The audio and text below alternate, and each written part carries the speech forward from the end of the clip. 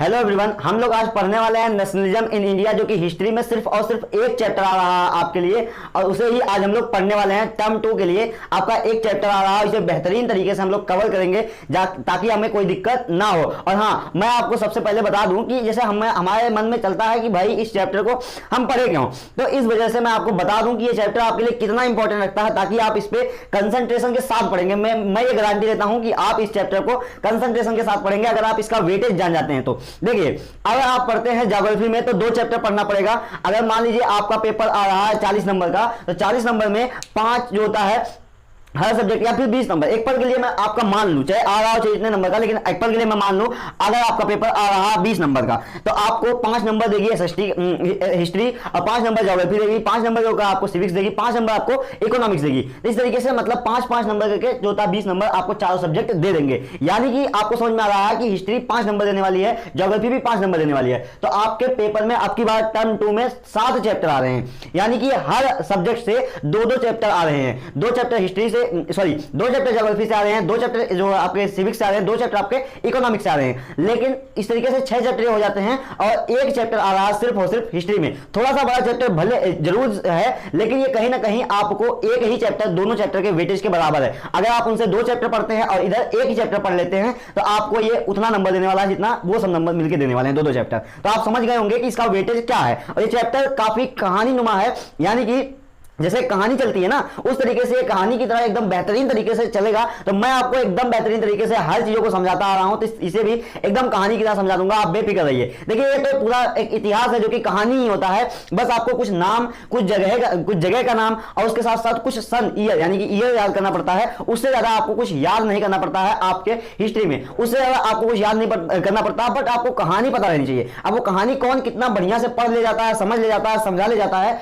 उसी पे डिपेंड करता है कि हिस्ट्री कितनी बोरिंग होती है, कितनी अच्छी होती है, या फिर जो है आप कितना कॉम्प्लेक्स उसे बना देते हैं या फिर कितना आसान बना देते हैं। मैं तो कोशिश करता हूं कि आपको एकदम बेहतरीन तरीके से एकदम आसान वे में समझाया जाए, ताकि आप ज्यादा मेहनत ना करें ना पढ़ने पे। अब जो होता है हमें मैथ लगाना है, हम उस पर मेहनत करें ना, हमें किसी भी सब्जेक्ट को पढ़ना है, रटना है, उसे उस पर मेहनत करें। अब ऐसी चीजों पर मेहनत क्यों कर रहे हैं जहां कहानी है, तो कहानी को कहानी की तरह समझेंगे तो मजा आता है ना। चलिए मैं आपको बताता हूं नेशनलिज्म के बारे में। अब आपको वेटेज समझ में आ गया होगा। अब जो होता है आपके मन में एक जोश जग रहा होगा, यार एक चैप्टर है, पढ़ लेते हैं, 5 नंबर तो फिक्स कर देगा। यानी कि अगर मान लीजिए 40 नंबर का रहा, तो 8 नंबर सिर्फ और सिर्फ हिस्ट्री के एक चैप्टर से देने वाला है, और बाकी आप किसी भी चैप्टर में जाएंगे तो सिर्फ और सिर्फ वो 4 नंबर देगा। तो आप समझ रहे हैं, 8 नंबर एक चैप्टर, तो अच्छा ना। सारे जो होता है सारे सब्जेक्ट को पहले साइड में रखिए और 8 नंबर के जो होता है एक चैप्टर को पढ़ने की कोशिश करिए, 8 नंबर देने वाला है ना। तो देखिए, चैप्टर का क्या नाम है, नेशनलिज्म इन इंडिया। इससे पहले हम लोगों ने नेशनलिज्म इन फ्रांस पढ़ा था, मैं नहीं पढ़ाया था आपको, आपने टर्म 1 में पढ़ा होगा। मैं तो बहुत जल्दी यूट्यूब पे आया हूं और आपको पढ़ा रहा हूं। इससे पहले मैं कोचिंग में पढ़ा रहा था, उससे पहले मैं स्कूलों में पढ़ा रहा था, और मैं अब जो है यूट्यूब पे पढ़ा रहा हूं, क्योंकि जहां मैं स्कूलों में पढ़ा रहा था वहां पर बच्चे ने डिमांड की थी कि आप सब मुझे पढ़ाइएगा जरूर। तो मैंने कहा कोई बात नहीं, मैं तुम लोगों को पढ़ाऊंगा जरूर। तो उसी वजह से मैं यहां पर वीडियो डाल रहा हूं, तो आप लोग भी देख सकते हैं और वो बच्चे तो देखेंगे ही देखेंगे। तो देखिए, नाम है नेशनलिज्म इन इंडिया, यानी कि नेशनलिज्म इन फ्रांस पढ़ा था, तो वहां से हमें एक चीज समझ में आई थी कि नेशनलिज्म होता क्या है। अगर नहीं पढ़ा था तो यहां भी बताऊंगा, चिंता मत करिए ना। तो वहां से हमने पढ़ा था कि नेशनलिज्म होता क्या है। सबसे पहले डिफिनीशन की बात कर लेते हैं। भाई, नेशनलिज्म आप पढ़ा रहे हैं, नेशनलिज्म का पूरा चैप्टर है, नेशनलिज्म होता क्या है। देश प्रेम या फिर देश के जो के तरफ जो प्यार होता है लोगों का। जैसे मान लीजिए हम लोग भारत में रह रहे हैं, तो हम लोगों का प्यार होता है ना कि भारत हमारा देश है, या फिर भारत के बारे में कुछ ना कुछ हमारे मन में जलता रहता है। तो वही जो एक प्यार, एक भावना, एक जो होता है, आप कह सकते हैं एक आत्मसमर्पण, या फिर कुछ भी कह सकते हैं, जो देश के प्रति जगता है, उसी को कहा जाता है बेटा नेशनलिज्म, उसी को कहा जाता है राष्ट्रवाद या देश के प्रति प्यार ना। तो आप समझ चुके होंगे नेशनलिज्म किसे कहा जाता है। अब इन सबकी अगर आपको डिफिनीशन लिखनी है तो आप या तो लिख सकते हैं अपने मन से बना के, या फिर मेरे व्हाट्सएप या इंस्टाग्राम पे आप मुझे मैसेज कर देंगे। डिस्क्रिप्शन में आपको देखिएगा व्हाट्सएप नंबर मिल जाएगा, इंस्टाग्राम का आपको हैंडल मिल जाएगा, आप कहीं पे जाके मुझे मैसेज करिएगा, मैं आपको ये सारी चीजें भेज दूंगा, इसके नोट्स भेज दूंगा, ताकि आप जितना मैं जितनी चीजें पढ़ा रहा हूं यही सब कुछ सब आपको नोट्स में मिल जाएंगी। इससे क्या होगा कि आप यहां से पढ़ लिए हैं, नोट्स से वो चीजें देख लेंगे, तो आपको कहीं ना कहीं मेहनत कम करनी पड़ेगी। तो चलिए आप लोग देख लेते हैं नेशनलिज्म की डिफिनीशन क्या है। भाई, सबसे पहले आप बताओ कि नेशनलिज्म की डिफिनीशन क्या होती है। नेशनलिज्म का मतलब ये होता है कि देश के प्रति जो प्यार होता है, जो फीलिंग टुवर्ड्स नेशन, यानी कि जो देश के प्रति फीलिंग आती है, प्यार आता है, या फिर जो भी कह सकते हो आप, आपके मन में जो भी आ रहा होगा देश के प्रति कि मेरा देश है, जो मेरा देश है वो वाला वर्ड आता है, वो कहीं ना कहीं उसी को नेशनलिज्म कहा जाता है, राष्ट्रवाद कहा जाता है ना। चलिए आप समझ चुके होंगे। अब हम लोग समझ लेते हैं फर्स्ट वर्ल्ड वॉर। सबसे पहले आप बताओ भाई, हमारे यहाँ फर्स्ट वर्ल्ड वॉर तो हुआ नहीं था, तो मतलब पूरे वर्ल्ड में हुआ था, तो कहीं ना कहीं फर्स्ट वर्ल्ड वॉर में हम लोग अफेक्टेड हुए थे, बट हम लोग तो कुछ ज्यादा सक्रिय एक्टिव नहीं थे फर्स्ट वर्ल्ड वॉर में। तो फिर हमारा नाम क्यों आता है कि फर्स्ट वर्ल्ड वॉर में हमारे ऊपर जो होता है, ये सारी बातें हमारे ऊपर लिखी गई है ना। इतनी बातें जो आपको मैं बताने वाला हूं, ये इंडिया में फर्स्ट वर्ल्ड वॉर से किस तरीके से अफेक्शन हुआ था वो मैं बताने वाला हूं। तो देखिए बात ऐसी थी कि हम लोग जो होता है फर्स्ट वर्ल्ड वॉर में एक्टिवली इन्वॉल्व नहीं थे, लेकिन एक आदमी था जिसका नाम था ब्रिटिश रूल ना। एक आदमी नहीं था, एक संस्था, एक पूरा देश था जिसका नाम था ब्रिटिश। ब्रिटिश हमारे ऊपर रूल कर रहा था, सही बात है, ब्रिटिश हमारे ऊपर रूल कर रहा था, क्योंकि 1914 से 1918 के बीच में, हम लोग तो 1950 में आजाद हुए थे, यानी कि 1914 से 1918 के बीच में से फर्स्ट वर्ल्ड वॉर चल रहा था। उस समय ब्रिटिश हमारे ऊपर रूल कर रहा था, और ब्रिटिश ने और जर्मनी ने, ब्रिटिश और जर्मनी के बीच में ये युद्ध हुआ था। अब देखो ब्रिटिश के पीछे पीछे बहुत सारे देश लगे थे और जर्मनी के पीछे पीछे बहुत देश लगे थे ना। तो उसी में जो है आप बहुत सारे इस्लामिक कंट्रीज देखेंगे जो जर्मनी के साथ लगे हुए थे, और इस तरीके से ब्रिटिश बहुत सारे देशों पे रूल कर रहा था खुद। तो ब्रिटिश कहीं ना कहीं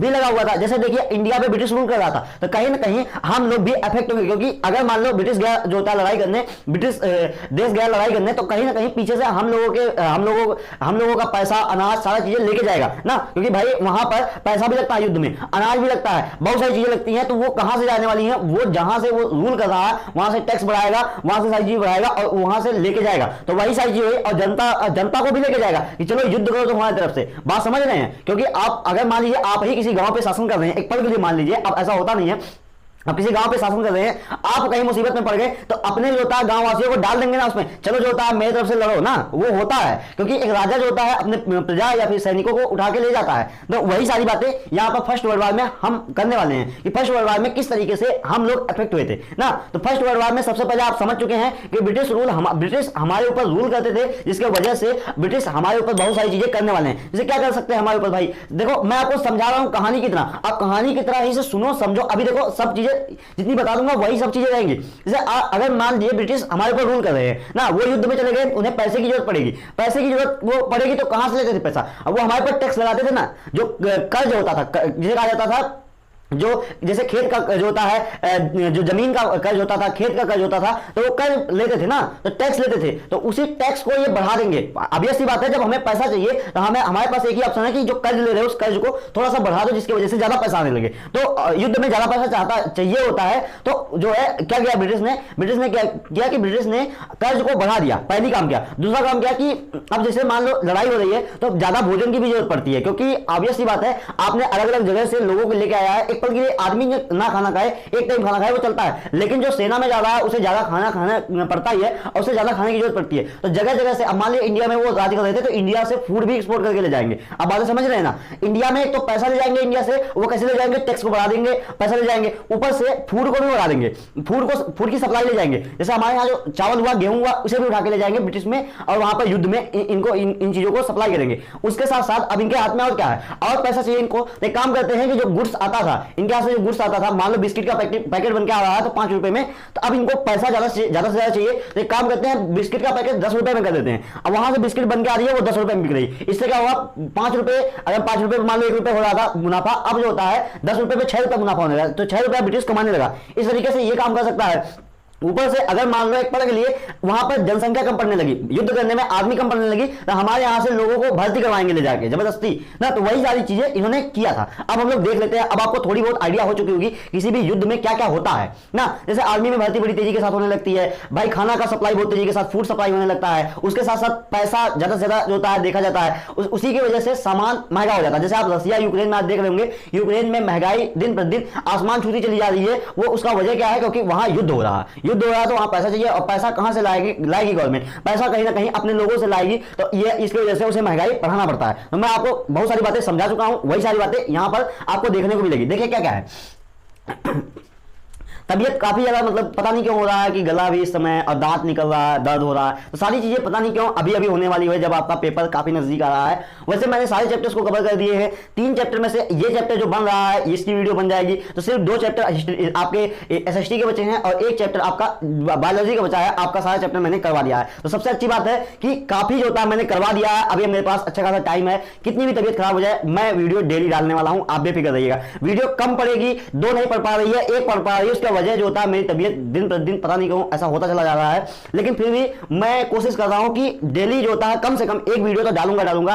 तो उससे क्या होगा कि आपका सिलेबस रुकेगा नहीं। मैं जहां 15 तारीख तक जो होता टारगेट किया था कि सारी चीजें खत्म कर दूंगा, वो 16 तारीख तक, 17 तारीख तक, 18 तारीख तक जाते जाते खत्म कर दी जाए, ताकि मैं आपको आगे बहुत सारे टिप्स ट्रिक्स देने वाला हूं, कैसे लिखा जाता है, आपके कॉपी में कैसे लिखेंगे, आप किन किन बातों को ध्यान देना है। मैं आपको चैप्टर्स गाइड करूंगा, किस तरीके से पढ़ना है, क्या पढ़ना है, बहुत सारी मोटिवेशन चीजें, बहुत सारी चीजें मैं आपको बताने वाला हूं। तो टेंशन मत लीजिएगा, जुड़े रहिए, बहुत सारी चीजें मैं आपको देने वाला हूं। उसके साथ साथ क्वेश्चन सीरीज चलाऊंगा, तो आप उसमें देखेंगे कि जितना क्वेश्चन सीरीज में वीडियो आपके क्वेश्चंस बताऊंगा उन वीडियोस में, आप बेफिक्र रहिए, अगर उतना पढ़ लेंगे ना तो आप देखेंगे 80-90% वहीं से आ रहे हैं क्वेश्चन, तो आपको काफी बेनिफिट होने वाला है। ठीक है, तो जुड़े रहिए। देखिए मैं आपको बताता हूं नेशनलिज्म इन इंडिया में सबसे पहले फर्स्ट वर्ल्ड वॉर के बारे में। सबसे पहला चीज आपको याद करना, आप देखो ये याद करना है, इसके लिए कोई जादू मंत्र आपको नहीं कर सकता है कि फर्स्ट वर्ल्ड वॉर कब हुआ था, 1914 से 1918 के बीच में हुआ था, ये आपको याद करना पड़ेगा। और ये याद भी हो जाता है क्योंकि 1914 से 1918 के बीच में फर्स्ट वर्ल्ड वॉर हुआ था, और 1918 में आपका 1915 में जो है महात्मा गांधी आए थे आपके यहाँ पर क्या बोलते हैं इंडिया में, 1916, 1917 और 1918 में इन्होंने सत्याग्रह मूवमेंट चलाया था। तो अभी देखो 1918 में चलाया था, तो कहीं ना कहीं यही 1914 से 1918 के बीच में फर्स्ट वर्ल्ड वॉर हुआ था, और 1915 से महात्मा गांधी आ गए थे। देखो एक एक चीजें अभी लिंक करते चलेंगे हम लोग, काफी ज्यादा जो होता है समझ लेंगे चीजों को, टेंशन मत लो। देखो फर्स्ट वर्ल्ड वॉर कब हुआ था, 1914 से 1918 के बीच में हुआ था, एक बात। और किसके किसके बीच में हुआ था, हमारे ऊपर राज कर रहा था ब्रिटिश, और जर्मनी का जो शासन था, जर्मनी का शासन हिटलर, उनके बीच में, दोनों के बीच में युद्ध हुआ था। तो फर्स्ट वर्ल्ड वॉर जर्मनी के जो का हिटलर और ब्रिटिश के बीच में हुआ था, दो लोगों के बीच में हुआ था। 1914 से 1918 के बीच में फर्स्ट वर्ल्ड वॉर हुआ, और ब्रिटिश जो था और जर्मनी के बीच में हुआ था। अब ब्रिटिश गवर्नमेंट ने क्या किया कि ऐसे में इंडिया पे क्या क्या इंपैक्ट उन्होंने डाला, फर्स्ट वर्ल्ड वॉर का क्या क्या इंपैक्ट आया। अगर देखो ये दो बातें हो गई फर्स्ट वर्ल्ड वॉर के बारे में, अब अगर बातें जो था कि क्या क्या असर पड़ा फर्स्ट वर्ल्ड वॉर की वजह से भारत पे ना, तो देखो भारत पे ही राज कर रहा था, तो भारत से पैसा ले जाएगा। तो पैसा दो तरीके से ले जा सकता है ब्रिटिश, एक तो टैक्स बढ़ा के, दूसरा गुड्स और जो होता है गुड्स और सर्विसेज जो दे रहा था उसका दाम बढ़ा के, दो काम कर सकता है। ऊपर से अनाज लेके जाएगा, तो वो बातें देख लेते हैं। तो इन्होंने क्या किया, इंक्रीज कर दिया टैक्स को, ब्रिटिश ने टैक्स को इंक्रीज कर दिया, जितने भी टैक्स लेते थे वो टैक्स को इंक्रीज कर दिया ताकि ज्यादा से ज्यादा पैसा जा पाए। अगर मान लो कहीं 5 रुपए लेते थे तो 7 रुपए 8 रुपए टैक्स कर दिया गया ना। और प्राइसेस बढ़ा दी गई, प्रोडक्ट की, गुड्स की प्राइसेस बढ़ा दी गई, जिसके क्या हुआ कि बड़ी तेजी के साथ जो होता है पैसा जाने लगा। अब जहां जो बिस्किट 5 रुपए में आ रही थी वो बिस्किट 7 रुपए में 8 रुपए में कर दी गई, तो 2-3 रुपए पर बिस्किट में जो होता है फायदा जाने लगा ना। ऊपर से ये देखो यहां पर ये वाला पॉइंट देख लो, ये वाला देख लिए, ये वाला देख लिए, ये वाला देख लिए, ये वाला देख लिए। अब एक पॉइंट ये देखो कि फूड एक्सपोर्ट होता था, फूड एक्सपोर्ट होता था, यानी कि अब देखो मैंने बताया ना कि कहीं ना कहीं टैक्स बढ़ा दिया जाएगा, गुड्स का पैसा बढ़ा दिया जाएगा, जितने भी सामान आते थे ब्रिटिश से उनका पैसा बढ़ा दिया जाएगा, उसके साथ साथ फूड एक्सपोर्ट कर लिया जाएगा। एक्सपोर्ट का मतलब यहां से फूड को जो होता है गेहूं चावल को भेज दिया जाएगा ब्रिटिश में, ताकि वहां पर आदमी लड़ सके, खाना खा सके, लड़ सके, जिंदा रह सके ना। तो उनके लिए जो होता है खाना भिजवा दिया जाएगा। ऊपर से एक काम और किया गया था, फोर्स रिक्रूटमेंट, जो मैंने बताया था। देखो ये 4 पॉइंट है जो कि आपको याद रखना है ना, ये मैंने बता दिया था। अब इधर के जो चीजें हैं वो आपको थोड़ी बहुत मेमोराइज करनी पड़ेंगी, याद रखनी पड़ेंगी। एक कहानी है जो किसी भी युद्ध में होती है, तो आप ये बातें तो आप ऐसे याद कर सकते हैं। देखो पहला चीज आपको याद करना पड़ेगा, 1914 से 1918 के बीच में फर्स्ट वर्ल्ड वॉर हुआ था, ब्रिटिश और जर्मनी के बीच में हुआ था। अब देखो कभी भी युद्ध होता है तो क्या क्या चीजें होती है, तो टैक्स बढ़ा दिया जाता है, गुड्स की प्राइसेस बढ़ा दी जाती है, और कहीं ना कहीं फूड बहुत ज्यादा जो होता है सप्लाई होने लगता है, एक्सपोर्ट होने लगता है, सप्लाई होने लगता है। ये किसी भी युद्ध में होता है, तो यहां पर भी आप वही बातें लिख देंगे। जैसे आप अगर सोच लीजिए आज रसिया में युद्ध हो रहा है, रसिया में कहीं ना कहीं टैक्स बढ़ा दिया गया होगा, प्राइसेस बढ़ा दी गई होंगी, फूड की सप्लाई बढ़ा दी गई होगी। इससे क्या होगा, आप यहां से समझ के वहां आज रसिया वाला याद करके, रसिया वाला सोच के इसे आप यहां पर भी लिख सकते हैं ना। अब देखो यहां पर उस समय कुछ बातें हुई थी, तो क्या क्या हुआ था वहां पर कि उस टाइम क्रॉप फेल हो चुकी थी, क्रॉप फेल हुआ था। फोर्स रिक्रूटमेंट का मतलब सेना में भर्ती करवाया जा रहा था, भारतीयों को ले जाके सेना में भर्ती करवाया जा रहा था। तो ये बात आप याद रखिएगा कि भारतीयों को यहां से जबरदस्ती ले जाके सेना में भर्ती करवा रहे थे वो लोग ना, कौन, ब्रिटिश लोग, ताकि जाके इंडियन मरे ना। ऐसा उनका था कि इंडियन मरे कोई दिक्कत नहीं है, इनको भर्ती करवाओ जो होता है सेना में, जाए युद्ध में लड़े जबरदस्ती। अच्छा, फोर्स रिक्रूटमेंट का मतलब जबरदस्ती भर्ती करवाया गया, किसमें, सेना में भर्ती करवाया गया ना। अच्छा एक बात तो था कि यहाँ पर जो है आपकी क्रॉप फेलियर हो चुकी थी। इसी टाइम 1914 से 1918 के बीच में सूखा पड़ गया था, जिसकी वजह से क्रॉप बड़ी तेजी के साथ फेल हो चुकी थी। अब क्या हुआ कि एक तो फूड एक्सपोर्ट हुआ, दूसरा जो होता है क्रॉप फेल हो चुकी। अब इसके वजह से काफी यहाँ पर काफी मुसीबतें आ चुकी थी।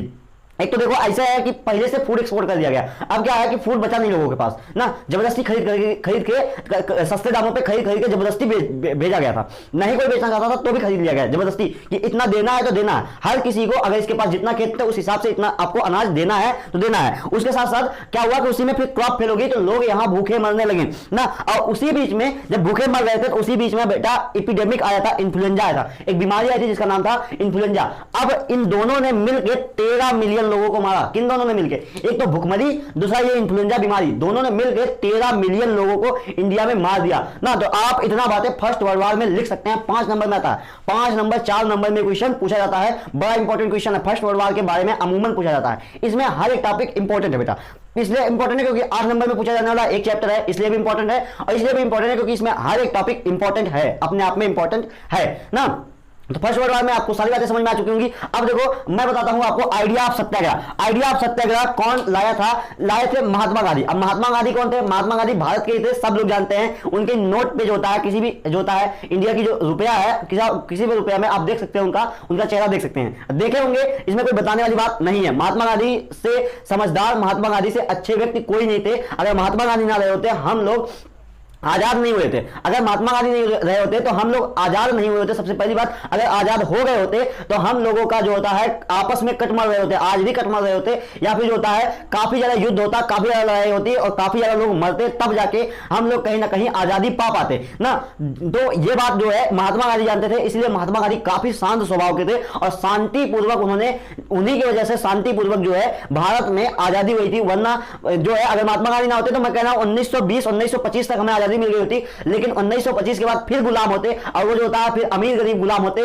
फिर कहीं ना कहीं कोई और गुलाम होता, फिर इस तरीके से चलता जाता, तो काफी टाइम में हम लोग आजाद होते और एक दूसरे में लोग कट मार रहे होते। ब्रिटिश तो यही चाहते थे किसी भी तरीके से, और ब्रिटिश ये चाहते थे कि मैं जाऊं तो किसी भी तरीके से ये लोग आपस में कटे मरे, इसलिए उन्होंने बहुत सारी चीजें कर दी थी। जैसे उन्होंने जातिवाद बनाया था कि अमीर है गरीब है, ये सारी चीजें उन्होंने पहले से पैदा कर दी थी, जिसकी वजह से ये लोग जो है, उन्होंने जाते जाते पाकिस्तान और इंडिया को बांट दिया, मुस्लिम और हिंदू को बांट दिया, ताकि ये लोग लड़ते रहे हमेशा के लिए, और ये चाहते थे कि अगली बार अगर लड़ रहे हैं तो फिर हम लोग आ जाए एक बार रूल करने। तो ब्रिटिश चाहते थे, तो महात्मा गांधी उसी चीज को अपोज करने के लिए हमेशा शांत स्वभाव में बने रहते थे।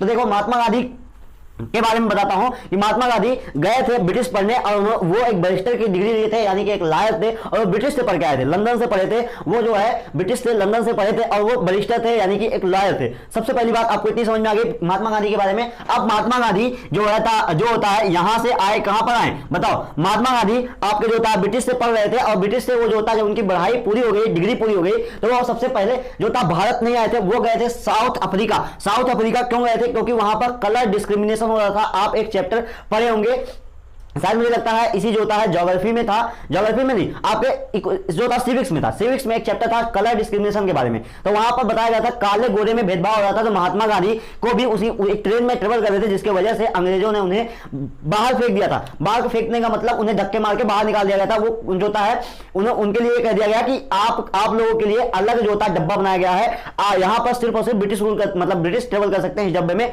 यहाँ पर कालों को अलाउ नहीं है, सिर्फ और सिर्फ गोरे लोग अलाउ कर सकते हैं, क्योंकि ब्रिटिश गोरे थे ना। तो इस तरीके से महात्मा गांधी एक रिवॉल्यूशन चलाए थे, जिसकी वजह से साउथ अफ्रीका में वहां पर उन्होंने काले गोरे का जो भेदभाव था वो खत्म कर दिया था। तो इस तरीके से महात्मा गांधी ने वहां पर जाके सबसे पहले किया। उसके बाद ये जो था साउथ अफ्रीका से भारत में आए, और भारत में आए 1915 में। भारत में आए कब आए थे, 1915 में आए थे। 1914 से 1918 के बीच में फर्स्ट वर्ल्ड वॉर हुआ। 1914 के बाद आपको एक पॉइंट है, देखो 1914 से स्टार्ट हो गया 1918, कुल मिला के यहाँ पर एक वर्ड मिला 1914। 1914 में फर्स्ट वर्ल्ड वॉर चालू हुआ। 1915 में ब्रिटिश जो होता है महात्मा गांधी भारत में आए। 1916 में इन्होंने जो होता है अपना पहला जो होता है सत्याग्रह आइडिया चलाया। 1917 में दूसरा, 1913 में, 1918 में तीसरा सत्याग्रह चलाया था। तो इस तरीके से 1915, 1916, 1917, 1918 और उसके बाद जो होता है 1918 तक आपका फर्स्ट वर्ल्ड वॉर भी चला था। तो इस तरीके से आप कुछ चीजें याद कर सकते हैं, लिंक कर सकते हैं ना। आप इतना याद रखिए 1914 से शुरुआत हो रहा है, 1914 में भी कुछ हुआ है, 15 में भी कुछ हुआ है, 16 में भी कुछ हुआ है, 17 में भी कुछ हुआ है, 18 में भी कुछ हुआ है। इस तरीके से आप याद कर सकते हैं। तो 1915 में भारत में सबसे पहली बार महात्मा गांधी आए। उसके बाद उन्होंने एक आइडिया प्रपोज किया, सत्याग्रह। सत्याग्रह नाम का एक आइडिया बताया लोगों के बारे में कि सत्याग्रह कुछ होता है ना। अब देखो ये आइडिया तो सिर्फ और सिर्फ बुकों में थी, ये आइडिया सिर्फ और सिर्फ बुकों में दी थी महात्मा गांधी ने। तो ये क्या था भाई, सत्याग्रह क्या था, अभी बात कर लेते हैं। तो सत्याग्रह क्या था कि सत्याग्रह में क्या होता था कि सत्याग्रह में हम लोग सत्य का आग्रह करेंगे। अब देखो आपको भी लगेगा अभी कि ये बड़ी बेकार सी बात है, या फिर ये कैसे पॉसिबल है, आपको भी लगेगा। देखो सत्याग्रह क्या था कि सत्याग्रह में हम लोग सत्य का आग्रह करेंगे, किसी भी व्यक्ति से जाएंगे और बताएंगे भाई साहब आप ये बहुत गलत काम कर रहे हो, जिससे इन लोगों को तकलीफ हो रही है। अगर मान लो एक पल के लिए कोई भी जो है किसी भी आदमी का शोषण कर रहा, तो मैं बताऊं उसे जाके कि भाई ये बहुत गलत हो रहा है, ये बहुत ही गलत है, इस व्यक्ति के अंदर भी जान है, इस व्यक्ति का आप शोषण कर रहे हो, ये बहुत ही गलत चीज है, ऐसा नहीं करना चाहिए। तो ये जो होता है, महात्मा गांधी यही कहते थे कि उस व्यक्ति के अंदर फीलिंग डेवलप करो फीलिंग, आप रॉन्ग काम कर रहे हो, आप गलत काम कर रहे हो, इसी चीज को उसे बार बार याद दिलाओ, जिससे उसके अंदर एक फीलिंग डेवलप हो कि हाँ यार जो मैं कर रहा हूं वो कहीं ना कहीं गलत है, जिसकी वजह से ये बेचारा एक इंसान है, वो भी मैंने उसे जानवर की ट्रीट किया ना। तो इस तरीके से उसके अंदर एक फीलिंग डेवलप होगी, और उस फीलिंग की वजह से वो जो है सत्याग्रह जो होता है वो कहीं ना कहीं उस व्यक्ति पे जो अत्याचार कर रहा था, एक्सप्लॉइटेशन कर रहा था, वो कहीं ना कहीं अब कम करने लगेगा या नहीं करेगा। तो इसी को सत्याग्रह कहा गया था, मतलब सत्य का आग्रह सत्य का आग्रह किया जाए कि जो व्यक्ति आपके ऊपर सत्य जो था असत्य या फिर अत्याचार कर रहा है, उसे सत्य बताया जाए, उसे सत्य का आग्रह किया जाए, उसे मार ना किया जाए, उसे सत्य बताया जाए। सबसे पहली बात तो मैं आपको ये बता दूं, महात्मा गांधी बहुत ही कोल्ड इंसान थे। ठंडे इंसान का मतलब बड़े ही जो होता है गरम दल और नरम दल होता ना तो बड़े ही कोल्ड थे ना, जिसकी वजह से ये कभी भी आपको हॉट डिसीजन लेते हुए नहीं दिखेंगे, ये बहुत ही आपको नॉर्मल डिसीजन लेते हुए दिखेंगे। तो इन्होंने यही काम किया था कि उन्होंने कहा कि आपको क्या करना है कि लोगों को सत्य के बारे में बताना है कि आप ये काम गलत कर रहे हैं। तो सत्याग्रह आपको समझ में आ चुका होगा कि सत्याग्रह में करना क्या है। तो देखो यहां सत्याग्रह ये एक बुक की थ्योरी थी जिसे कोई भी मानने को तैयार नहीं था। 1915 में आए थे, 1915 में इन्होंने सत्याग्रह दिया था। अब यहां पर ये एक बुक की थ्योरी थी जिसे कोई भी मानने को तैयार नहीं था कि यार सत्याग्रह ये एक बहुत ही, लोगों ने यहां तक कह दिया था ये बहुत ही वाहियात टॉपिक है, ये कैसे हो सकता है। अब महात्मा गांधी को आया समझ में कि सबसे पहले मुझे खुद करके ही दिखाना पड़ेगा, ऐसे कोई थोड़ी ना मानेगा। तो उन्होंने इसे जो होता है बुक पे बताया था, उसके बाद इन्होंने रियल में इसे किया, और एक जगह नहीं बेटा 3 साल में 3 जगह किया था। तो 3 साल में 3 जगह किया था, 1916 में किया, 1917 में, 1918 में, ये 3 जगह मूवमेंट चलाए थे, जिसके वजह से 3 जगह पे जो है सत्याग्रह इनका सफल हुआ, यानी कि वो लोगों को एहसास दिला पाए और लोग सुधर गए ना। तो एक चंपारण में किया था बेटा, एक जो था खेड़ा में किया था, एक अहमदाबाद में किया था। ये नाम आपको याद करना पड़ेगा, 1 नंबर 2 नंबर में नाम पूछा जाता है, या फिर टॉपिक पूरी पूछी जाती है जब सत्याग्रह, तो वहां पर आपको ये लिखना पड़ता है। तो चंपारण में 1916 में किया था, और किसके लिए किया था, इंडिगो प्लांट के वर्कर्स के लिए किया था। जो इंडिगो प्लांट जो होता है, नील की खेती की जाती थी, वहां पर नील की खेती ब्रिटिश करवाते थे, तो वर्कर्स से करवाते थे। तो नील की खेती ब्रिटिश करवाते थे वर्कर्स से, तो उनका बड़ा शोषण हो रहा था। तो 1916 में ब्रिटिश जो होता है, ब्रिटिश के खिलाफ 1916 में इंडिगो प्लांट वर्कर के लिए महात्मा गांधी ने सत्याग्रह मूवमेंट चलाया था। 1917 में खेड़ा में चलाया था, पीजेंट के लिए चलाया था। और 1917 में पीजन के लिए चला था क्योंकि 1914 से 1918 में फर्स्ट वर्ल्ड वार हुआ था, इसी बीच में क्रॉप फेलियर हुई थी। तो 1917 में क्रॉप फेलियर होने की वजह से पीजेंट जो था बड़े ही कर्ज में चले गए थे, या फिर वो अपना टैक्स नहीं भर पा रहे थे। तो टैक्स माफ करने के लिए 1917 में खेड़ा में महात्मा गांधी ने सत्याग्रह मूवमेंट चलाया था ना, यहां पर समझ में आ गया। उसके बाद अहमदाबाद में 1918 में इंडस्ट्रियलिस्ट वर्कर के लिए चलाया था। देखो तबियत पता नहीं क्यों बहुत खराब हो रही है, मैं बोल नहीं पा रहा हूँ कंटिन्यूअस, मेरे से आधा घंटा नहीं बोला जा रहा। मैं कोचिंग में भी यही हाल है कि मैं स्कूल में, कोचिंग में, हर जगह यही हाल है कि मैं आधा घंटा 45 मिनट लगातार बोल नहीं पा रहा हूँ, पता नहीं क्यों ऐसा हो रहा है। बट ठीक है, मैं आपको बताता हूं। देखो सुनो, जाने दो, तबीयत है, ठीक हो जाएगी। अभी हम लोग कंटिन्यू करते हैं, क्योंकि एग्जाम बोर्ड बार बार नहीं आने वाला है ना। एक बार अच्छे से पढ़ लेंगे, मेहनत कर लेंगे तो ये बढ़िया चला जाएगा, उसके लिए मुझे पढ़ाना है ना। तो देखो 1918 में अहमदाबाद में इंडस्ट्रियलिस्ट वर्कर के लिए, भाई इंडस्ट्रियलिस्ट जो इंडस्ट्रियल वर्कर थे, वो कहीं ना कहीं उनका भी शोषण हो रहा था। तो महात्मा गांधी ने इनके लिए भी सत्याग्रह मूवमेंट चलाया था, सत्य का आग्रह किया था कि भाई ये जो गलत काम कर रहे हो, इंडस्ट्रियलिस्ट का जो ये इंडस्ट्रियलिस्ट ने कहा कि वर्कर्स का बहुत ही शोषण कर रहे हो, तो वर्कर्स को अपने साथ लेके कहीं ना कहीं इस चीज के लिए मूवमेंट चलाया गया, और मूवमेंट में लोगों को एहसास दिलवाया गया। तो इंडस्ट्रीज भी समझे इस बात को, और कहीं ना कहीं उन्होंने थोड़ा सा वर्कर लॉ पे काम किया था। तो इस तरीके से 1918 में महात्मा गांधी ने अहमदाबाद में चलाया था सत्याग्रह मूवमेंट, इंडस्ट्रियलिस्ट वर्कर के लिए चलाया था। चंपारण में चलाया था 1916 में, इंडिगो प्लांट वर्कर के लिए खेड़ा में चलाया था 1917 में, पीजेंट के लिए चलाया था। अब एक शब्द आया था पीजेंट। पीजेंट क्या होता है बेटा, पीजेंट का मतलब होता है स्मॉल फार्मर। आप जो होता है जिसे कहते हैं ना small farmer, big farmer, rich farmer, तो स्मॉल फार्मर जो होता है, पुअर फार्मर जो होता है, पुअर में स्मॉल कहिए, छोटा किसान ना, जो बहुत ही छोटा किसान होता है उसे को पीजेंट कहा जाता है। तो पीजेंट का मतलब बहुत ही छोटा किसान। तो देखो ये 2 टॉपिक हो गए। अब मैं आपको बताता हूं रोलेट एक्ट एक्ट के बारे में। रोलेट एक्ट के बारे में मैं आपको अब बताता हूं, इतनी बातें आप एकदम बेहतरीन तरीके से मुझे लगता है समझ गए होंगे। तो देखिए अब चलिए तो हम देख लेते हैं अब रोलेट एक्ट के बारे में और खिलाफत मूवमेंट के बारे में। ये दो टॉपिक बड़ी छोटी छोटी टॉपिक्स हैं, लेकिन इसमें से भी क्वेश्चंस 3 नंबर के बनेंगे ना, तो इसमें से भी 2 नंबर 3 नंबर 1 नंबर के क्वेश्चन जरूर बनेंगे। तो इस तरीके से ये भी टॉपिक काफी इंपॉर्टेंट हो जाती है ना। इसके बाद हम लोग पढ़ेंगे नॉन कोऑपरेशन मूवमेंट और फिर सिविल डिसोबीडियंस मूवमेंट, फिर नेशनलिज्म जो होता है लोगों को एक जो होता है नेशनलिज्म की फीलिंग जो होता है दिलवाना। तो ये बातें इतनी टॉपिक्स हमें पढ़नी है। तो सबसे पहले हम देख लेते हैं रोलेट एक्ट और जो होता है खिलाफत मूवमेंट के बारे में। खिलाफत मूवमेंट कहीं ना कहीं खलीफा से जुड़ा हुआ है, अभी मैं आपको बेहतरीन तरीके से समझाने वाला हूं। तो देखिए सबसे पहले हम लोग देखते हैं, सबसे पहले हम लोग खिलाफत मूवमेंट के बारे में पढ़ लेते हैं, फिर आपको ये चीजें समझ में आएगी, क्योंकि बुक में टॉपिक सबसे पहले ये दी गई है, लेकिन कहीं ना कहीं खिलाफत मूवमेंट पहले हुआ था, उसके बाद फिर जाके ये आया था ना।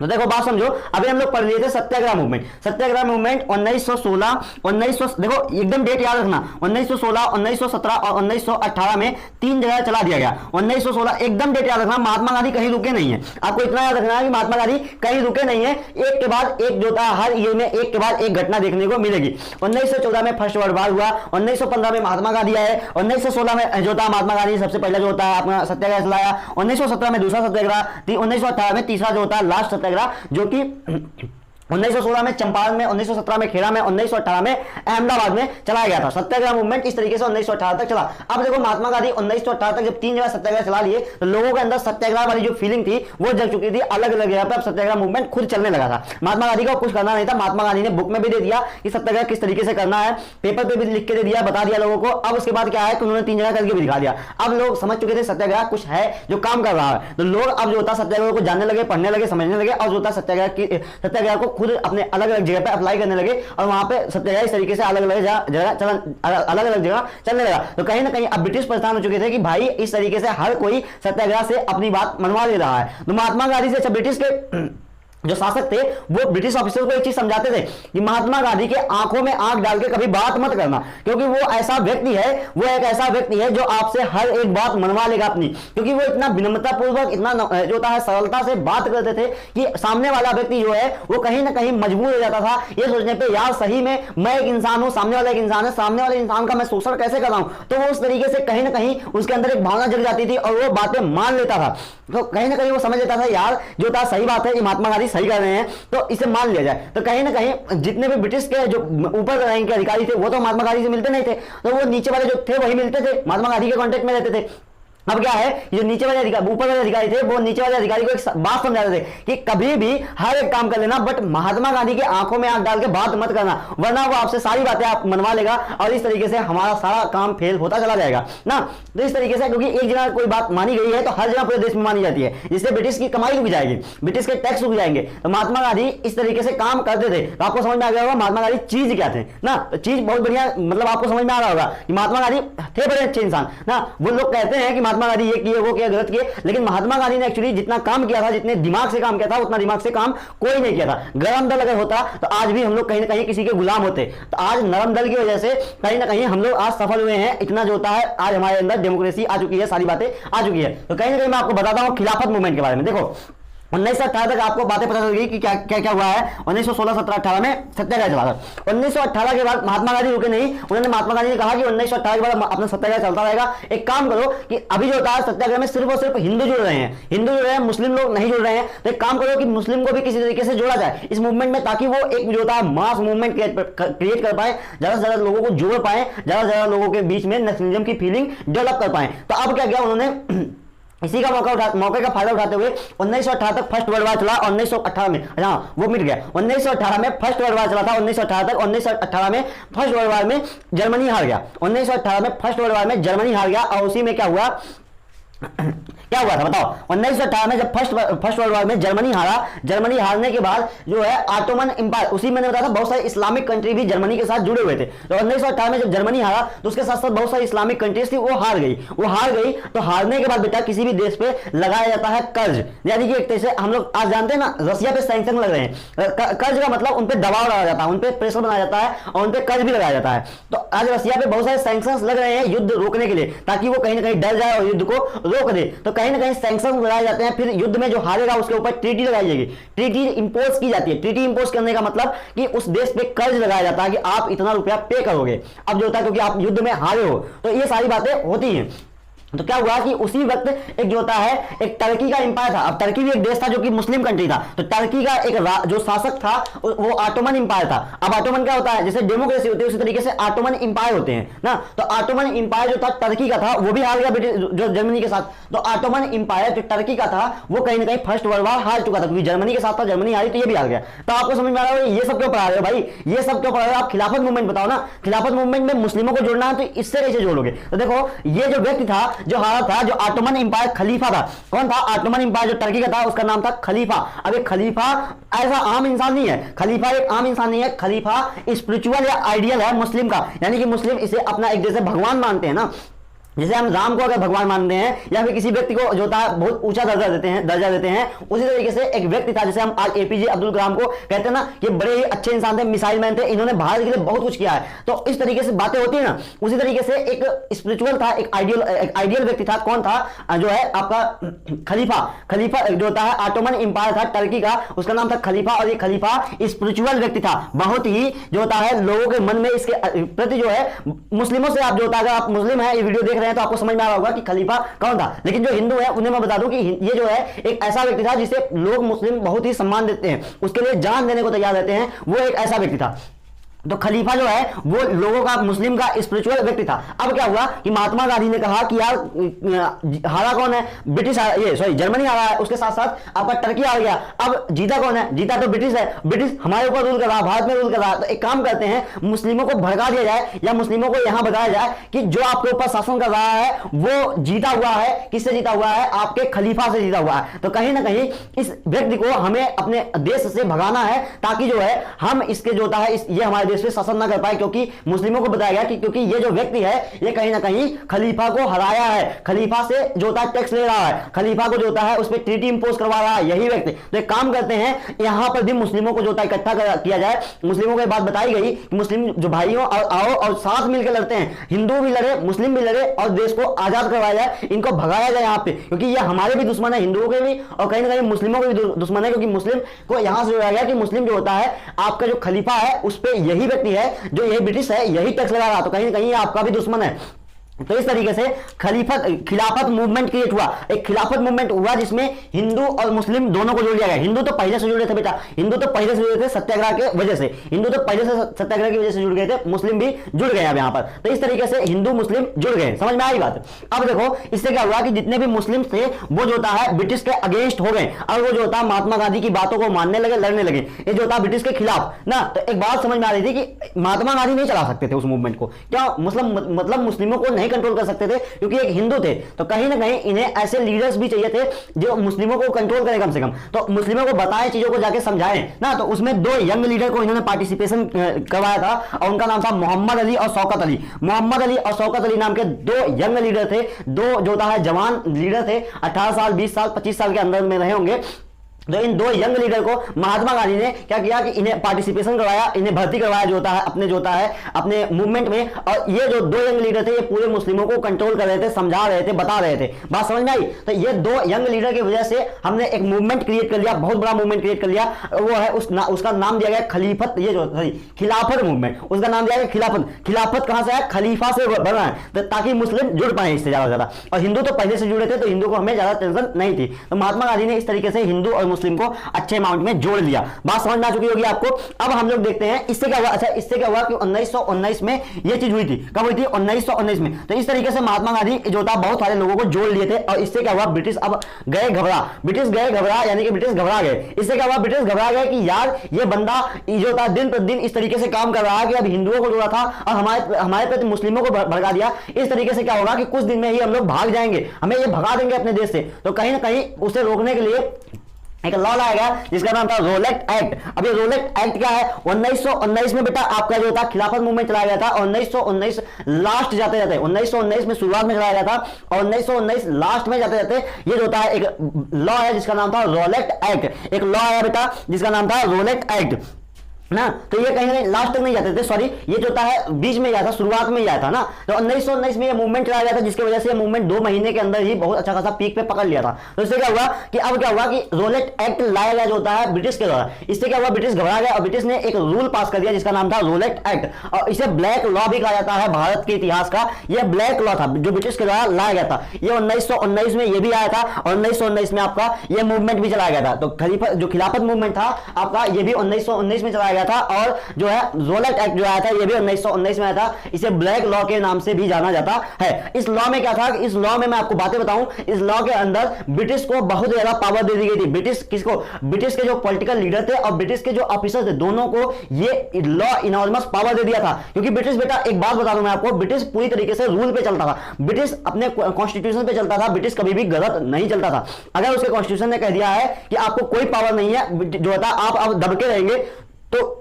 वो कहीं ना कहीं दबके रहते थे। और अगर जो है ब्रिटिश ने कह दिया कि आपको इतना पावर मिल गई है, तो कहीं ना कहीं अब जो था उस पावर का यूज करते थे। बात समझ में आ रही है, वो कभी भी रूल के अगेंस्ट नहीं जाते थे। देखो वो अलग की बात है, रूल के अगेंस्ट जाते थे, बट कहीं ना कहीं रूल के अगेंस्ट नहीं जाते थे। वो मैं बता रहा हूं, जैसे जो किताबों में ब्रिटिश को जो पता चलता था वो बातें मैं बता रहा हूं। देखो ऐसा है कि ब्रिटिश से वहां से रूल्स और रेगुलेशंस रेगुलेट किए जाते थे और यहां पर वही चीजें चलती थी।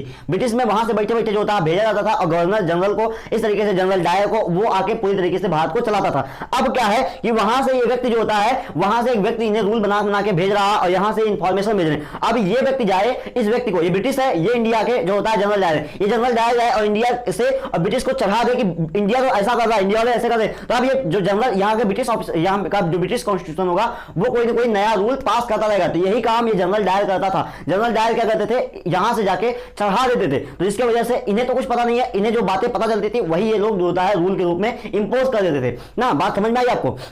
कहीं ना कहीं ब्रिटिश कॉन्स्टिट्यूशन पे चलता था। ये अपने जो था जनरल डायर बहुत ज्यादा कुछ नहीं करता था, ये जाके इन्हें चढ़ाता था, इन्हें जो था ये बहुत सारा रूल, ये जो था बहुत सारा जो था पावर दे देता था। अब ये इन पावर का यूज करता था। अच्छा यहाँ पर रेप और जो था बहुत सारी चीजें ऐसा होती थी ना, तो ये सब जो था ब्रिटिश के रूल में थोड़ी लिखा गया था। ये सब चीजें ये जनरल डायर करता था, लेकिन यहाँ पर किसी को बताता नहीं था, ये ब्रिटिश तक खबर ही नहीं जाती थी। जिसकी वजह से गांधी जी इन्हीं सब चीजों से परेशान थे। तो गांधी जी कहीं ना कहीं मूवमेंट चलवाते थे ताकि जो है लोग जान पाए, ब्रिटिश के कानों तक ये आवाज पहुंचे और ब्रिटिश कहीं ना कहीं इस चीज को सुधारने की कोशिश करे। और लास्ट तक जाते जाते जब बहुत ज्यादा होने लगा तो ब्रिटिश ने खुद आके चेक किया था और ब्रिटिश को पता चला, तो ब्रिटिश ने लास्ट में कहा कि हाँ चलो हम तुम्हें आजाद कर देते हैं अगर तुम अपना कॉन्स्टिट्यूशन हमें बना के दिखा दो। तो फिर भी ब्रिटिश चाहता था कि रूल करूं, कहीं ना कहीं ब्रिटिश चाहता था कि मैं डेवलप करूं, ब्रिटिश चाहता था कि पूरे देश पे मेरा शासन हो और सारे देश को मैं बहुत अच्छे तरीके से ग्रो करूं। ब्रिटिश जो वहां के ब्रिटिश थे बेटा, ये जो जनरल डायर आते थे ये नहीं, वहां का ब्रिटिश था, वो कहीं ना कहीं हमें एक सही दिशा में ले जाना चाहता था, इसीलिए इसने जो था बहुत सारा काम किया था। लेकिन हाँ कहीं ना कहीं ये व्यक्ति जो यहाँ ब्रिटिश में था और यहाँ जो जनरल डायर आता था, इन दोनों के बीच में चलती नहीं थी ना। ब्रिटिश बेटा, ब्रिटिश क्या करता था, ब्रिटिश वहां से रूल अच्छा बना के भेजता था, लेकिन ये जनरल डायर कहीं ना कहीं शोषण करने लगता था पैसा कमाने के चक्कर में। तो ये बातें हो जाती थी क्योंकि ये आता था तो राजा की जिंदगी जीना चाहता था और ब्रिटिश चाहता था कि ये जाए काम करे, लोगों को डेवलपमेंट करे। तो कहीं ना कहीं इस वजह से थोड़ी सी डिस्टर्बेंस जरूर देखने को मिलती, थोड़ी सी क्या बहुत ज्यादा डिस्टर्बेंस देखने को मिलती थी। तो कहीं ना कहीं मैं आपको बता रहा हूं, तो इस तरीके से ये जनरल डायर जाकर ब्रिटिश को चढ़ाया होगा कि यार वहां तो खिलाफत मूवमेंट चला रहे हैं, ये मूवमेंट चला रहे हैं, वो मूवमेंट चला रहे हैं, जिसकी वजह से लोग भड़क रहे हैं हमारे खिलाफ, हमें मार दे रहे हैं, ये कर रहे हैं, वो कर रहे हैं। तो भाई इस वजह से ये ब्रिटिश गुस्सा हुआ। अब ब्रिटिश ने क्या किया, एक रूल बना के भेज दिया जिसका नाम था रोलेट एक्ट, या फिर इसी को ब्लैक लॉ कहा गया था। ये 1919 में आया था। आपको इतनी बातें समझ में आ गई। ये लॉ क्या करता था, ये लॉ इतना पावर दे देता था जो था ब्रिटिश ऑफिसर्स को और ब्रिटिश के पॉलिटिकल लीडर को कि अब जो है ये किसी भी व्यक्ति को, किसी भी रिवोल्यूशनरी को जो था अरेस्ट कर सकते हैं और उसका जो था वो 2 साल बिना बेल के जेल में रहेगा, बिना बेल के जेल में रहेगा। यानी कि वो 2 साल तक उसका कोई केस नहीं चलने वाला है, वो 2 साल तक जेल में रहने वाला है। इस तरीके से ये लॉ जो रोलेट एक्ट था, ये लॉ था, ये इस तरीके से ब्रिटिश को इतना पावर देता था कि ये जो है किसी भी व्यक्ति को, किसी भी रिवोल्यूशनरी को अरेस्ट कर सकते हैं बिना जो होता है बेल के अगले 2 साल तक ना। बात समझ में आई? और जो था ये देखो मैंने वही लिखा है, ये लॉ जो है ये एनॉर्मस पावर देता था ब्रिटिश ऑफिसर्स को और लीडर्स को, जिसकी वजह से वो किसी भी अरेस्ट कर सकते हैं रिवोल्यूशनरी को 2 साल तक विदाउट बेल, बिना बेल के ये अरेस्ट कर सकते हैं। तो इसके वजह से अब महात्मा गांधी को बात समझ में आ रही कि महात्मा गांधी ने कहा ये बात तो गलत है, इस तरीके से नहीं हो सकता है। तो महात्मा गांधी ने हड़ताल जलाया। हड़ताल जलाया तो हड़ताल का मतलब ऐसा नहीं है कि लाठी डंडा लेके मार करने पहुंच गए। महात्मा गांधी हमेशा शांत स्वभाव के थे, बड़े ही कोल्ड ब्लडेड थे। कोल्ड ब्लडेड का मतलब साइंस में मत ले जाना, ये बड़े ही शांत स्वभाव के थे, बड़े ही नरम दिल करके थे। तो महात्मा गांधी ने क्या किया, एक हड़ताल चलाया और ये 6 अप्रैल को चलाया। कब चलाया? 6 अप्रैल को एक हड़ताल चलाया, बड़े ही शांतिपूर्वक एक हड़ताल चलाया गया, विदाउट वायलेंस, बिना वायलेंस के एक हड़ताल चलाया गया शांतिपूर्वक महात्मा गांधी के द्वारा। और यह हड़ताल जो होता है 6 अप्रैल को चलाया गया था 1919 में। 6 अप्रैल 1919 को महात्मा गांधी के द्वारा जब ये रोलेट एक्ट आया, तो अप्रैल में आया था ये रोलेट एक्ट, तो अब 6 अप्रैल को महात्मा गांधी ने इसके खिलाफ हड़ताल चला दिया कि ये बहुत गलत चीज है, ये चीजें नहीं होनी चाहिए। तो इसके खिलाफ इन्होंने प्यार से जो होता है शांतिपूर्वक जो है ये जो है हड़ताल चलाए थे। अब क्या हुआ कि जो ये हड़ताल है ये 10 अप्रैल तक, 4 दिन के अंदर अंदर मात्र 10 अप्रैल तक ये वायलेंस में क्रिएट हो गई। अब बेटा देखो, एक बार मैं आपको और समझाना चाहता हूं कि जो ब्रिटिश थे, ये मैं कहानी बता रहा हूं आपको ताकि आपको सारी बातें याद रहे, कहानी की तरह एकदम मस्त कहानी याद रहे, तो आप बाकी सारी चीजों को बना के खुद लिख लेंगे। अब महात्मा गांधी ने हड़ताल तो चला शांतिपूर्वक, लेकिन ये बताओ महात्मा गांधी अकेले तो थे नहीं कि जो एक थप्पड़ मारे जो होता है तो दूसरा गाल आप आगे कर देते थे। इनके साथ बहुत सारे लोग हड़ताल पे रहेंगे। अब वो तो ऐसा करेंगे नहीं, तो क्या करते थे ब्रिटिश, इन्हें उकसाते थे। उकसाते कैसे थे? ब्रिटिश ने क्या किया कि एक आध को एक आध हाथ जाके खींच के मार दिया, ब्रिटिश ऑफिसर ने गए और उसके बाद 2-4 को खींच के मार दिया। कहां जो भगो यहां से जो हड़ताल कर रहे। अब क्या होगा कि नॉर्मल पीपल जो रहेगा, महात्मा गांधी रहेंगे तो कहेंगे कोई बात नहीं, हम प्यार से चले जाते हैं, दूसरी जगह बैठ जाएंगे। लेकिन क्या होगा कि जो आम आदमी रहेगा, हमारे आगे जैसे रहेगा, वो कहेगा कि मारा कैसे तू हमको, तो पहले हम लोग डंडा लाठी लेके उन्हें तोड़ने पहुंच जाएंगे, मारने पहुंच जाएंगे। बात समझ में आ रही है? तो ब्रिटिश क्या करते थे, ब्रिटिश दिखाते थे कि वायलेंस जो था, ये हड़ताल वायलेंस हो गई है, और किसने किया है? इंडियंस ने किया है। लेकिन इंडियन नहीं करते थे बेटा, इंडियंस महात्मा गांधी को फॉलो करते थे। क्या होता था कि जो ब्रिटिश थे वही आगे से आके जो है 2-4 हाथ मार देते थे, 2-4 लोगों को मार देते थे अच्छे से। अब क्या हुआ कि बाकी सब लोग चुपचाप थोड़ी ना देखेंगे, मार थोड़ी ना खाएंगे, अब वो लोग भी सबको पीट देते थे। अब पीटने के बाद उधर से ब्रिटिश ऑफिसर्स फिर जो है फायरिंग करने लगते थे, गोली चला देते थे, जिसकी वजह से काफी लोगों की जान जाती थी। फिर वजह से अपने इंडियन जो होता है, इंडियन आर्मी तो नहीं, उस समय इंडियन पीपल जो थे वो भी मार करने लगते थे, जिसकी वजह से 2-4 ब्रिटिश मर जाते थे। तो ये खबर एक वायलेंस की तरह फैल जाती थी। अब वो ब्रिटिश तक पहुंचती थी तो ब्रिटिश उसे इस तरीके से वो जाके अब किसे बताता था? ब्रिटिश ऑफिसर्स को बताता था। यानी कि ये यहाँ का इंडिया का जनरल जा रहा है, ब्रिटिश को जाके ये बातें इस तरीके से बताता था। तो इस तरीके से हमें पढ़ाया भी जाता है। देखो कितनी बेकार बात है कि हमें पढ़ाया भी इसी तरीके से जाता है कि वायलेंस क्रिएट हो गया। ये बताना चाहिए कि कहीं ना कहीं ब्रिटिश इस तरीके से किए थे जिसकी वजह से वायलेंस हुआ ना। तो ये बातें पता करो ना, ये बातें सब लिखी गई होंगी कहीं ना कहीं, तो ये बातें हमें पता करके बताई जाए। लेकिन क्या है कि हमारी शिक्षा नीति बहुत जल्दी बदलने वाली है, घबराइए मत, शिक्षा नीति बदल चुकी है। अब जो होता है नई शिक्षा आएगी तो बुक में बहुत सारे परिवर्तन देखने को आपको मिलेंगे। ये सारी चीजें जो है कहीं ना कहीं बताई जाती है। ब्रिटिश गलत नहीं था, ब्रिटिश पूरा तरीके से गलत था, क्योंकि ब्रिटिश ने क्या किया कि खुद जो होता है मार दिया ना लोगों को, तब कोई कैसे बर्दाश्त करेगा? बात समझ में आ रही है आपको? तो क्या हुआ, हड़ताल क्रिएट कर दिया गया जो होता है, ये हड़ताल वायलेंस हो गया था कि कितना 4 दिन के अंदर, मात्र 4 दिन के अंदर बेटा ये वायलेंस हड़ताल जो होता है, ये हड़ताल था, ये कहीं ना कहीं वायलेंस में क्रिएट हो गया था। अब क्या हुआ कि जब हड़ताल में बदला तो एक मार्शल लॉ होता, आज आपको पता है मार्शल लॉ लग जाता है। मार्शल लॉ का मतलब कर्फ्यू लग जाता है ना, कर्फ्यू समझते हैं कि जो है अब कोई भी जो है घर से बाहर नहीं निकलेगा, कोई रिवोल्यूशनरी जो है वो इकट्ठा नहीं जा सकते हैं, घर से बाहर निकले बट जो होता है ग्रुप्स में नहीं रहेगा, मीटिंग नहीं कर सकता, वो सारी बातें कहलाती है कर्फ्यू आज के जमाने में और आज के एज में। और उसी तरीके से पहले कहा जाता था मार्शल लॉ, तो ये कहीं ना कहीं आज भी कहा जाता है मार्शल लॉ ना। तो इस तरीके से मार्शल लॉ लगा दिया गया। इतना हुआ हड़ताल जब थोड़ा सा वायलेंस पकड़ा तो क्या हुआ, ब्रिटिश ने क्या किया कि मार्शल लॉ लगा दिया। उनका पहले से ही जो था सोच थी कि मार्शल लॉ लगाया जाए, और मार्शल लॉ के बाद ये कहीं ना कहीं इकट्ठा होंगे और इकट्ठे में इनको मार देंगे। ये बातें पहले से ब्रिटिश ने सोच समझ के ही जो है मार्शल लॉ लगाया था। तो मार्शल लॉ इसके बाद कहीं नहीं लगाया था, इसीलिए लगाया था ताकि ये लोग मार सकें। तो मार्शल लॉ लगा दिया, मार्शल लॉ लगाया गया। तो मार्शल लॉ के बाद एक मेला पड़ा था, और उस मेले में लोग इकट्ठा हुए थे। जलियांवाला बाग हत्याकांड की बात मैं कर रहा हूं। तो एक मेला पड़ा था, उस मेले में लोग जो था, बैसाखी का मेला था, बैसाखी के मेले में बहुत सारे लोग इकट्ठा हुए थे और मार्शल लॉ लगा था कि मार्शल लॉ की वजह से मेला देखो आके शांति से ना। ब्रिटिश ने कहा मेला देखो आके शांति से, लेकिन कोई भी मीटिंग नहीं होनी चाहिए या फिर कोई भी चीज नहीं होनी चाहिए। तो एक बाउंड्री थी बड़ी सी, और उसमें जो था अच्छा खासा जगह था, एक जो था बाहर बाउंड्री थी और अंदर काफी जगह था। तो जो ब्रिटिश ये रिवोल्यूशनरी थे अपने, वो पहले से परेशान थे कि क्या किया जाए, कैसे किया जाए। भाई मीटिंग तो हो नहीं पा रही है, फोन तो था नहीं उतने उस समय में इतना कि लोग जो है मैसेजेस कर दे, टेक्स्ट मैसेज कर दे, व्हाट्सएप कर दे, आपकी तरह कॉल कर दे। तो क्या हुआ कि जो है अपने जो लीडर थे उन्होंने चिट्ठी भिजवाई जो है, और उन्होंने कहा इसी मेले के मौके में वो जो बाग है अपनी ना, एक बाउंड्री वाली बाग है, चलो उस बाउंड्री वाली बाग में हम लोग मीटिंग कर लेते हैं कि आगे हमें 2-4 महीने 5 महीने कैसे क्या क्या करना है ना। तो क्योंकि अचानक से आया सारी चीजें, तो हम मीटिंग कर लेते हैं ताकि हमें पता चल जाएगा कि आगे 2-4 महीने 5 महीने का टारगेट ये है। तो इस तरीके से सब मिले या ना मिले काम होता रहेगा ना। तो इस तरीके से क्या हुआ कि मार्शल लॉ के बाद जो है 13 अप्रैल को बैसाखी का मेला था। बैसाखी के मेले में लोग इकट्ठा हुए, मिले और मीटिंग कर रहे थे। उसी वक्त पीछे से मतलब उस जो होता है उस पूरी बाउंड्री में एक ही गेट था, एक ही गेट था और एक ही गेट से लोग अंदर आते थे और एक ही गेट से बाहर जाते थे और पूरी बाउंड्री थी। तो उस गेट को जो होता है वो गेट कहीं ना कहीं बंद था या खुला था। तो ब्रिटिश जो होता है उधर जो है जनरल डायर को एक खबर लग गई कि वहां मीटिंग हो रही। जनरल डायर पुलिस फोर्स के साथ आता है और वहां पर उस जो होता है गेट को खोलता है और लोग अब भागे तो भागे कैसे, बाउंड्री बहुत बड़ी थी, कुछ लोग कूद के भाग पाए तो भागे। उसके बाद इन्होंने जो जनरल डायर ने गोली चलवा दी। गोली चलवाने के बाद चारों तरफ से खड़ा हुआ, उसके बाद गोली चलवा दिया, फायर करवा दिया, सारे लोग मर गए। सारे लोग जो होता है मारे गए वहीं पर। तो ये अपने आप में एक ब्लैक डे था हमारे लिए कि जो ये रूल आया, इसी की वजह से हमारे बहुत सारे भारतीय एक बार में इतने भारतीय मारे गए थे। उससे उसके बाद ना कभी मारे गए थे ना उससे पहले कभी, उससे पहले मतलब ब्रिटिश रूल में कभी ना इतना मारे गए थे, ना तो इस रॉलेट एक्ट के बाद, ना कभी जलियांवाला हत्याकांड के बाद, कभी इसके बाद जो होता है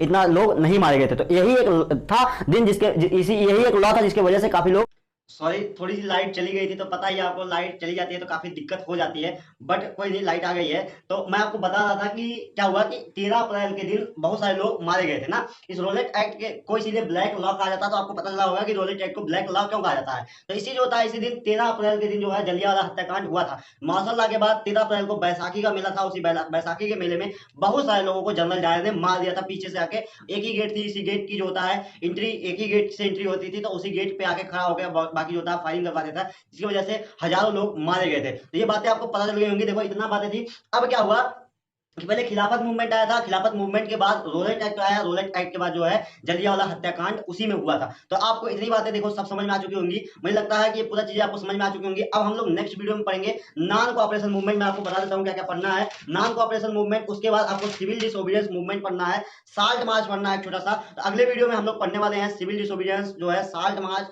और नॉन कोऑपरेशन मूवमेंट, और उसके साथ साथ हम लोग पढ़ेंगे एक जो होता है कि आपको अंदर नेशनलिज्म की भावना किस तरीके से डेवलप करवाई जाए ना। डेवलप करवाने के लिए क्या क्या किया गया था, जैसे जो है फ्लैग व्लैग बनाया गया था ना, राष्ट्रीय गान बनाया गया था ना। तो देश को जो देशवासियों को देश के प्रति भावनाएं बताई गई थी कि आपको जो होता है राष्ट्रवाद की भावना किस तरीके से लानी है। तो वो सारी बातें करवाई गई हैं। तो वो सारी बातें हम लोग नेक्स्ट लेक्चर में पढ़ेंगे। अच्छा एक बात बता दूं कि वो नेक्स्ट लेक्चर काफी इंपॉर्टेंट होने वाला है, उसे मिस मत करिएगा। मैं पहले बता दूं लेक्चर को मिस मत करिएगा। ये पूरा चैप्टर आपके लिए काफी इंपॉर्टेंट होने वाला है, क्योंकि ये 8 नंबर अकेले चैप्टर देगा। और ये जो नेक्स्ट वीडियो रहेगी उसे तो जरूर मत मिस करिएगा।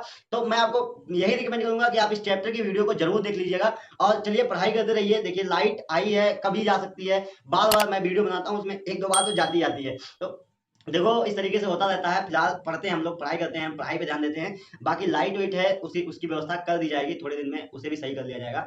बट ठीक है, अभी पढ़ते रहते हैं ना। तो पढ़ाई करते रहिए। हम लोग मिलते हैं कि वो जो है बहुत जल्द नेक्स्ट वीडियो में। तब तक के लिए पढ़ाई करते